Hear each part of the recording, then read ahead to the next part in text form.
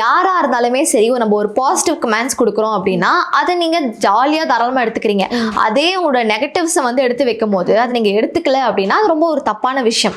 யாரா இருந்தாலுமே நம்ம ஒரு நெகட்டிவ் சொன்னாதான் அதை திருத்திக்கணும். நீங்க மேல ஒரு தப்பு இருந்தா அதை திருத்திக்கணுமே தவிர்த்து நீ எப்படி என் மேல இந்த மாதிரி சொல்லுவ அப்படின்ற மாதிரி அதை மிரட்டல் திருத்துக்கிறத தாண்டி அதை ஒரு கருத்தியல் ரீதியாவே உங்களுக்கு எதிர்கொள்ள தெரியாது.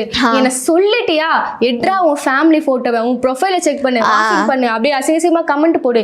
இது மட்டும் தான் டிவிக்கு ரசிகர்களுக்கு எல்லாருக்குமே தெரிஞ்ச ஒரு விஷயம். அதுவும் நம்ம டிவிக்கு ரசிகர்கள் வந்து அப்படியே டெக்னாலஜி வைஸ் ரொம்ப டெவலப்டா தான் இருக்காங்க.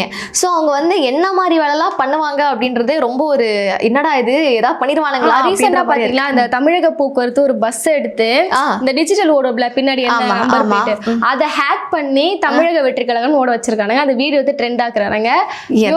அதான் சொல்றேன் நம்ம டிவிகே கும்பல்ஸ் வந்து எப்படி இருக்காங்கன்னா அது எல்லாருமே இளைஞர்கள் எல்லாருமே சின்ன பசங்க. ஸோ இப்போ இந்த ஏஐ டெக்னாலஜியும் வந்து பயங்கரமா வந்துகிட்டு இருக்கு. ஸோ ஈஸியா வந்து ஒரு விஷயத்த வந்து எந்த அளவுக்கு நமக்கு க்ரோத்தும் இருக்கும் அந்த இடத்துல ஒரு நெகட்டிவும் இருக்கு. ஸோ ஈஸியா வந்து அதை ஹேக் பண்ணிடுறாங்க. இந்த மாதிரி சில விஷயங்கள்லாம் பண்றாங்க. இப்படி பண்ணும்போது விமர்சனங்களை வைக்கும் போது அதை வந்து நேர்கொள்ளாம இந்த மாதிரி அவங்கள வந்து இழிவுபடுத்துற மாதிரி பேசுறது ரொம்ப தப்பான ஒரு விஷயம். ஹேக்கிங் பாத்தீங்களா எவ்வளவு டெக்னாலஜி டெவலப்டா இருக்காங்க.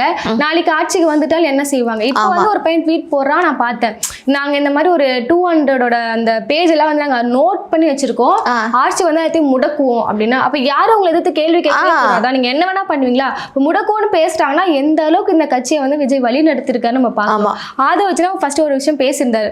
நான் எல்லாம் பண்ணுங்க நம்ம ஆட்சிக்கு வந்த பிறகு அந்த கேஸ் எல்லாம் நம்ம தூக்கி போட்டுடலாம். நான் வந்து கேஸ் எல்லாம் எடுத்து விட்டுரு அப்படின்ற மாதிரி தைரியம் கொடுக்குறாரு பசங்களுக்கு.